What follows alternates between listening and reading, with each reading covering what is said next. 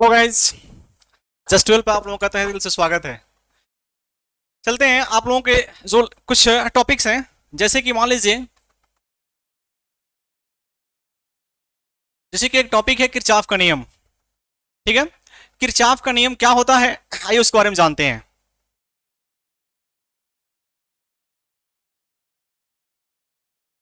Kirchhoff's law या फिर Kirchhoff का नियम।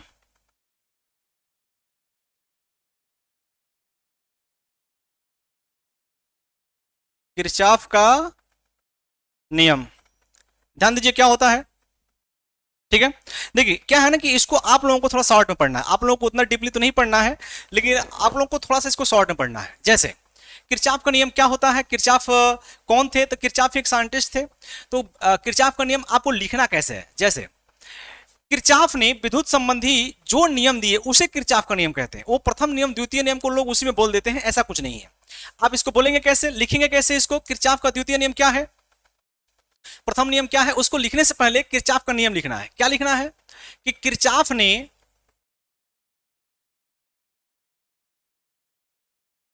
ने वोल्टेज, ध्यान दीजिएगा, किरचॉफ ने वोल्टेज तथा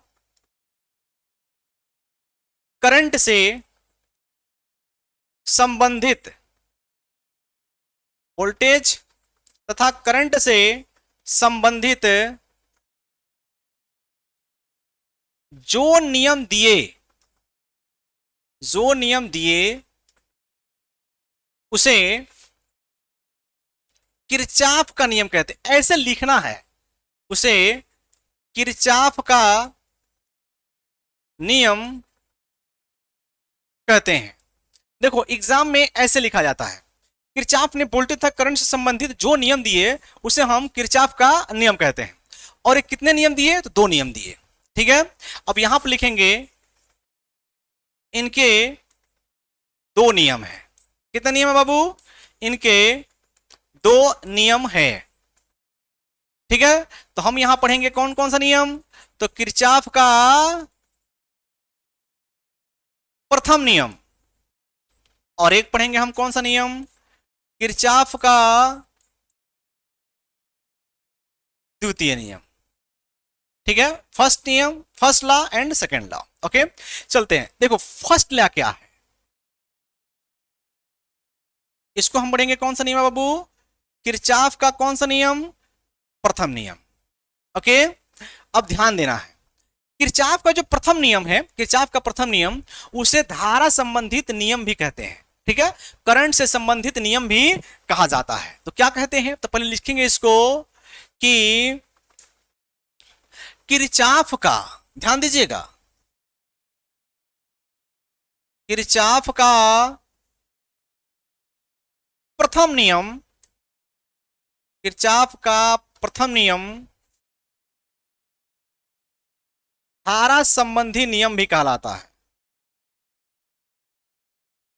धारा संबंधी नियम भी कहलाता है। अब क्यों कहलाता है जरा ये जानो, क्या है इनका नियम, प्रथम नियम, आइए इसके बारे में जानते हैं। इतना तो आपको लिखना है। अब देखो इसके बारे में जानना बहुत जरूरी है, जब जान जाओगे ना तो लिखना तुम्हारे लिए आसान हो जाएगा। अब किरचॉफ का प्रथम नियम क्या कहता है, जैसे जंक्शन समझते हो, जंक्शन क्या होता है, जैसे कि आप जाते हैं तो रेलवे जंक्शन आता है, ट्रेन से जब जाते होंगे तो वहां पे जंक्शन आता होगा। तो जंक्शन किसे बोलते हैं, जहां से दो या दो से अधिक, ठीक है, दो या दो से अधिक ट्रेनें आके मिलती हैं या वहां से जाती हैं या फिर वहां पे आती हैं। ओके, तो जहां से, जैसे कि आप छोटे मोटे स्टेशन देखते होंगे तो वहां जंक्शन नहीं लिखते हैं सब, उसको ढाल लिख देते हैं सब, या फिर उसको क्रॉसिंग लिख देते हैं सब। लेकिन जैसे कि मान लीजिए कोई जंक्शन हुआ, जैसे गोंडा जंक्शन हुआ, गोरखपुर जंक्शन हुआ, वहां से ट्रेनें जाती हैं या फिर वहां पे आती हैं। ठीक है, तो किरचॉफ का प्रथम नियम क्या कहता है, बहुत आसान है, बहुत आसान। देखिए मैं जैसे बता रहा हूं इसे ध्यान दीजिएगा। किरचॉफ का प्रथम नियम यह कहता है कि किसी जंक्शन पर मिलने वाली सभी धाराओं का बीजगणितीय योग 0 होता है। ध्यान दीजिएगा क्या मैं कह रहा हूं, किसी जंक्शन पर, जैसे जंक्शन ये है, ये क्या है बाबू, जंक्शन है, इस पे देखो एक करंट यहां से जा रही है, एक करंट जा रही है, एक करंट यहां पे आ रही है, और ये भी मान लो आ रही है यहां पर, और ये सपोज दैट जा रही है। ठीक है, मतलब 4 या 5 कुछ भी हो सकता है, करंट वहां पर मान लो, इसको मान लो तुम I1, इसको मान लो तुम I2, इसको मान लो तुम I3 और इसको मान लो तुम I4, इसको मान लो I5। तो किसी जंक्शन पर, यही तो जंक्शन है इसका, जंक्शन पर मिलने वाली सभी धाराओं का बीजगणितीय योग 0 होता है। बीजगणितीय योग का मतलब होता है कि चिन्ह के साथ उसको दिखाया जाए, ठीक है। और ऐसे कहते थे 0 होता है तो डायरेक्ट जोड़ दो, लेकिन मैं कह रहा हूं बीजगणितीय योग 0 होता है। तो किरचॉफ का प्रथम नियम तुमको लिखना कैसे है, पहले याद रखो लिखना कैसे है, ठीक है। तो लिखोगे किरचॉफ के प्रथम नियम अनुसार, किरचॉफ के प्रथम नियमानुसार किसी जंक्शन पर,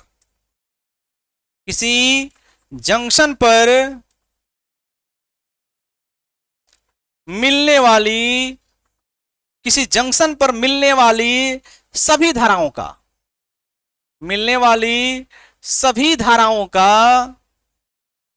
ध्यान देना, सभी धाराओं का याद रखना, बस यही मेन है, बीजगणितीय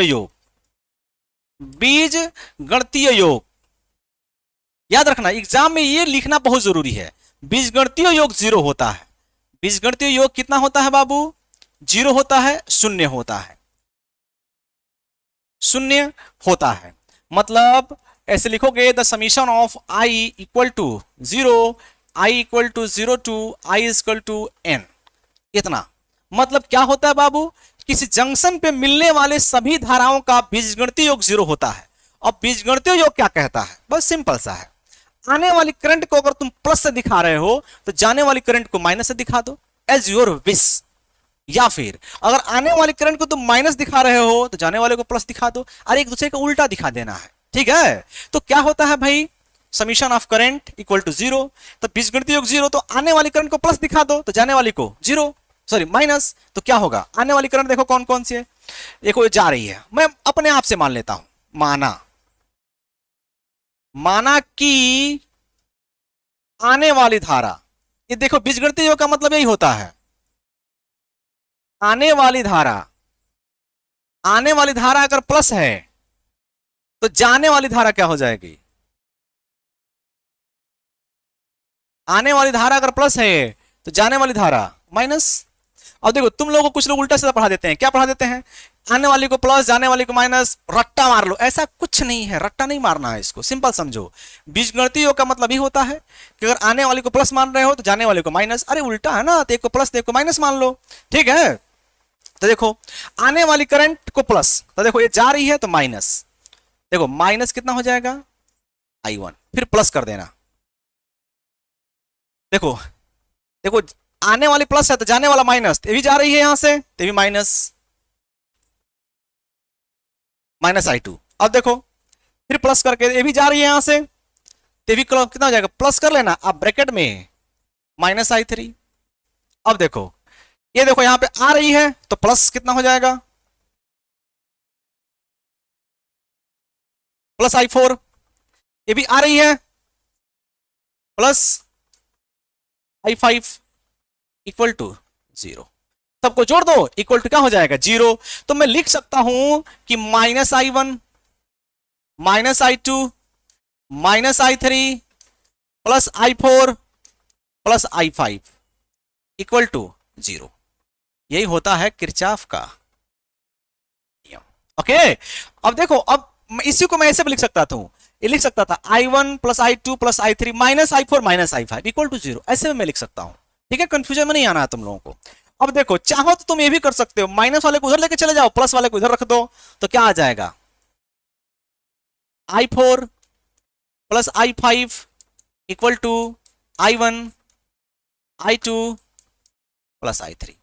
तो एक और तुम चाहो तो अपने आप से इसका डिफिनेशन बना सकते हो, अपने आप से, कि आने वाली करंट इक्वल टू जाने वाली करंट। तो देखो ये दोनों आ रही हैं और ये सब जा रही हैं, तो अपने आप से चाहो तो ऐसे ही बना सकते हो।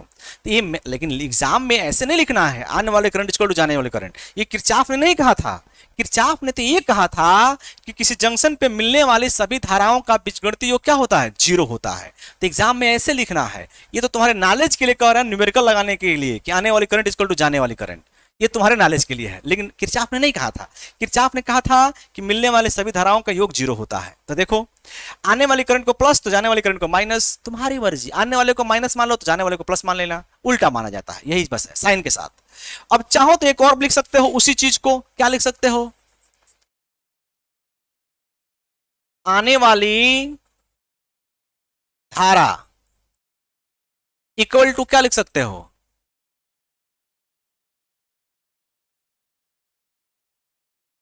जाने वाली धारा। तो हो जाएगा कौन सा नियम, किरचॉफ का प्रथम नियम के अनुसार। ये तुम्हारे देखो, ये जो लिखवाए हैं ना, आने वाली धारा इक्वल टू जाने वाली धारा, ऐसे भी याद कर सकते हो। तो ये तुम लोग के लिए कब के लिए है, ये तुम लोग के लिए कोई न्यूमेरिकली एग्जाम में बैठते हो तो उसके लिए है, लेकिन अपने तुम इंटर के एग्जाम में बैठोगे तो इंटर के एग्जाम में ऐसे लिखना है उसको, ठीक है, अपने आप से उल्टा सीधा मत लिखना।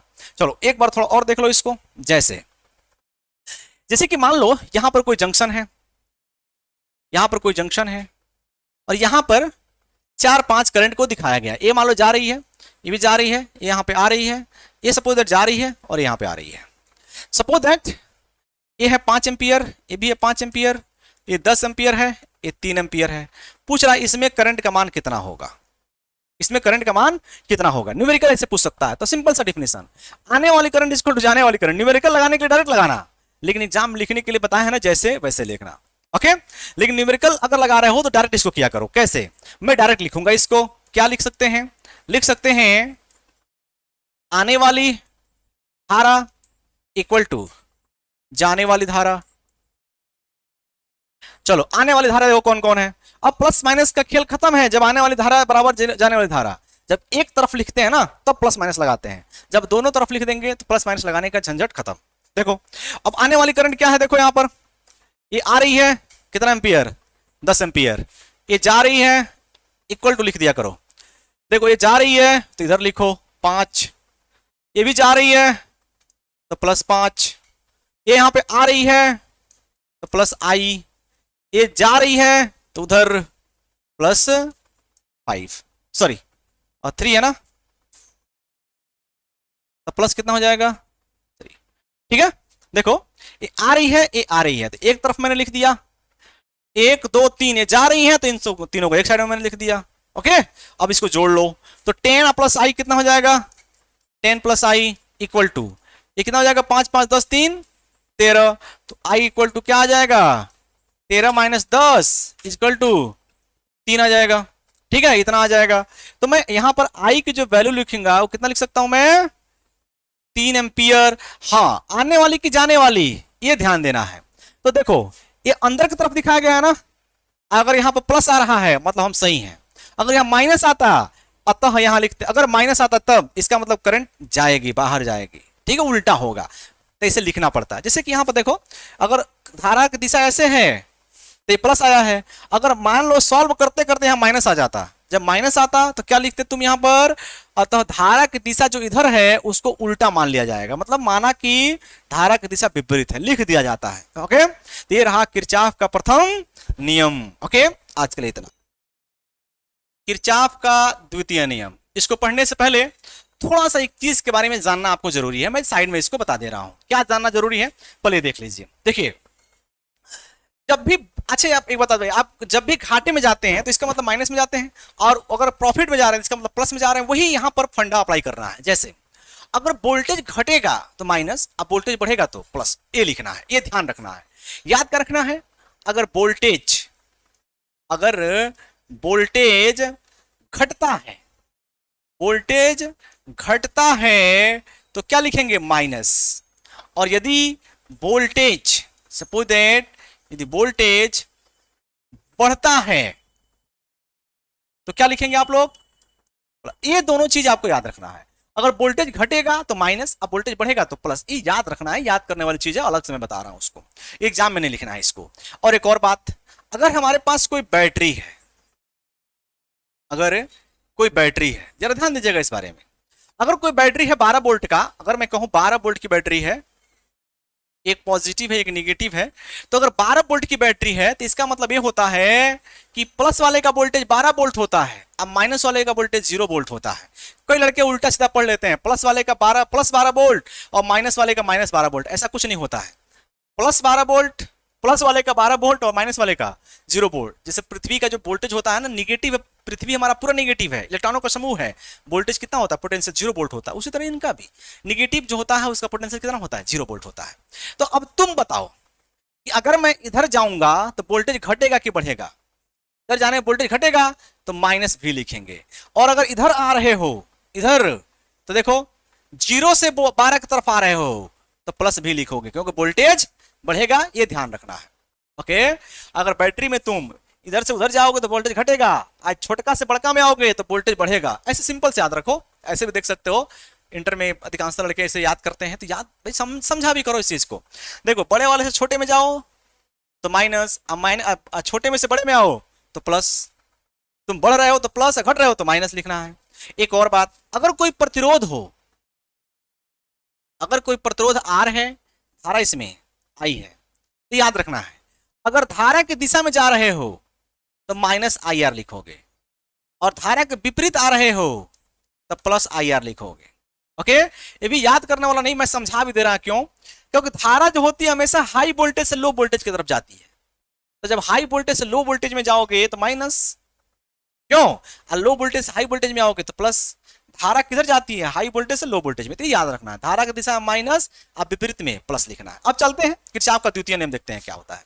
जैसे किरचॉफ ने क्या कहा द्वितीय नियम में, तो लिखेंगे किरचॉफ के द्वितीय नियमानुसार, लिखेंगे इसमें किरचॉफ के, अभी आपको समझा देंगे हम इसको, पर लिख लीजिए थोड़ा सा। किरचॉफ के द्वितीय नियमानुसार किसी लूप में चलने पर सभी वोल्टेज सोर्स, सभी वोल्टेज का, डायरेक्ट लिखिए वोल्टेज का, सभी वोल्टेज का बीजगणितीय योग इसमें भी आएगा, सभी वोल्टेज का बीजगणितीय योग 0 होता है। उसमें धारा था, इसमें वोल्टेज है, अतः the summation of voltage equal to 0, v equal to 0, v equal to n तक। ओके, ये याद रखना है, summation of voltage equal to क्या आ जाएगा, 0 आ जाएगा। अतः ये वोल्टेज वो करंट से रिलेटेड था, ये वोल्टेज से रिलेटेड है, इसलिए हम इसको लिख सकते हैं, इसको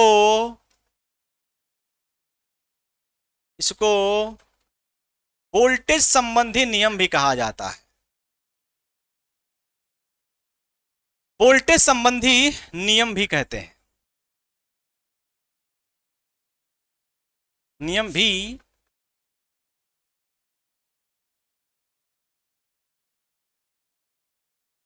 कहा जाता है, इसको वोल्टेज संबंधी नियम भी कहा जाता है। अब होता क्या है जरा उसके बारे में देख लेते हैं, बहुत आसान है। देखिए क्या करना है कि आपको ऐसे एक लोड और बैटरी ऐसे बना देना है, देखिएगा ध्यान से, बड़ा है। अब देखिए लोग उल्टा सीधा पढ़ाते हैं इसमें, तो ध्यान रखिए कंफ्यूजन में नहीं आना आपको।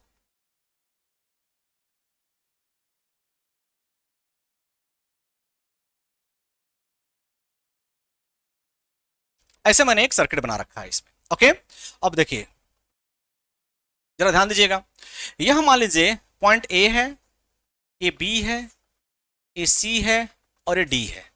ओके, फिर मैंने वोल्टेज का मान भी मान लिया है अपने आप से, जैसे कि यह मान लीजिए V1 वोल्ट है, ये V2 वोल्ट है और ये V3 वोल्ट है।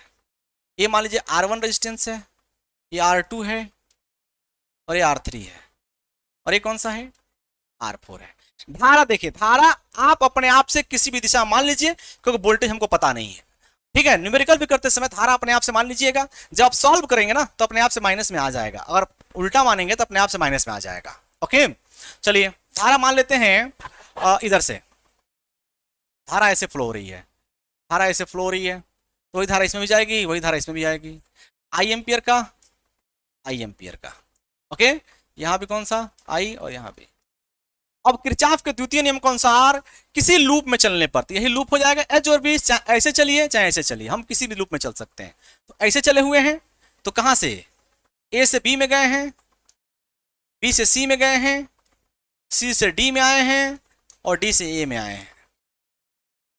ठीक है, देखो ए से बी, बी से सी से डी और डी से ए में आए हैं।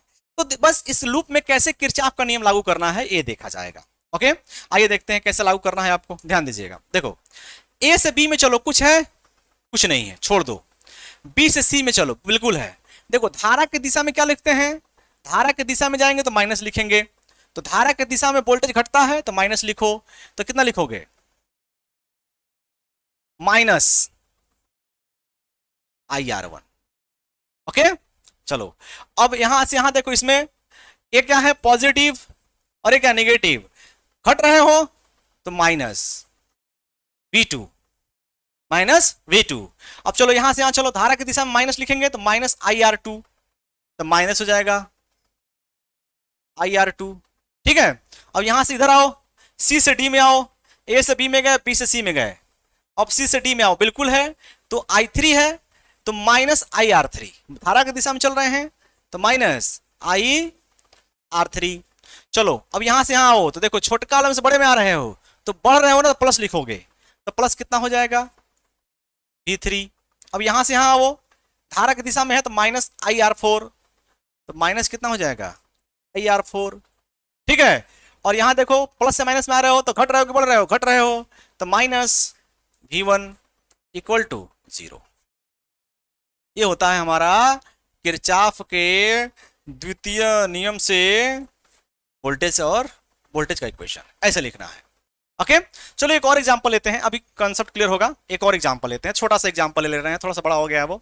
चलो यहां पर एक बैटरी है, यहां पर एक रेजिस्टेंस है, यहां पर एक रेजिस्टेंस है, सिंपल सा लेते हैं एग्जांपल, और यहां पर एक बैटरी है, ए पॉजिटिव निगेटिव, ए पॉजिटिव निगेटिव, ए मान लो V1 वोल्ट है और ये मान लो V2 वोल्ट, ये रेजिस्टेंस R1 है और ये रेजिस्टेंस R2 है। देखो बहुत लोग उल्टा सीधा पढ़ा देते हैं, क्लॉकवाइज चलो एंटी क्लॉकवाइज चलो, बिल्कुल गलत है वो, वैसे कभी भी आंसर नहीं आएगा। थोड़ा सा अभी देखो मैंने जो दिया था ना, उसमें उल्टा सीधा कर दिया था, न्यूमेरिकल नहीं आएगा। अभी इसी में देख लो, यही एंटी क्लॉकवाइज क्लॉकवाइज पे नहीं आ पाएगा।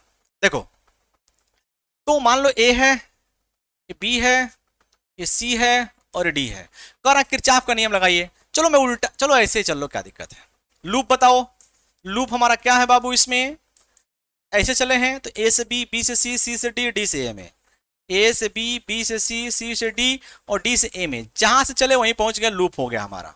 ओके, अब लिखेंगे कैसे, ए से बी में चलो, छोटका से बड़का में जा रहे हो तो वोल्टेज बढ़ रहा है, तो क्या लिखोगे V1, अच्छा प्लस V1। यहां से यहां चलो, धारा की दिशा है, धारा की दिशा में क्या लिखते हैं, माइनस IR1 माइनस IR2। देखो प्लस में से माइनस में आ रहे हो, घट रहे हो, तो माइनस V2 इक्वल टू 0, ऐसे लिखना है। ठीक है, ये नहीं कि V अलग IR अलग, ऐसा नहीं, गलत हो जाएगा वो, पहले बता रहे गलत हो जाएगा वो सिस्टम, जैसे मैं बता रहा हूं वैसे ध्यान दीजिएगा। अब आप चाहे तो इसको सिस्टमेटिक तरीके से लिख सकते हैं, क्या लिख सकते हैं, V1 माइनस V2, अरे V1 minus V2 minus IR1 minus IR2 equal to 0, बिल्कुल लिख सकते हैं। ओके, अब इसी तरह कोई भी न्यूमेरिकल दिया जाए ना तो आप आसानी से लिख सकते हैं। अब कुछ लोग देखो एंटी क्लॉकवाइज क्लॉकवाइज पढ़ाते हैं तो यहाँ प्लस आ जाएगा, यहाँ प्लस आ जाएगा, लेकिन ऐसा नहीं है, ऐसे पढ़ा करो। ठीक है, चलो इसी पर न्यूमेरिकल ले लेते हैं। न्यूमेरिकल कह सकता है इसमें, जैसे कि इसी में न्यूमेरिकल एक ले ले हम, तो ऐसे बहुत आसान न्यूमेरिकल है।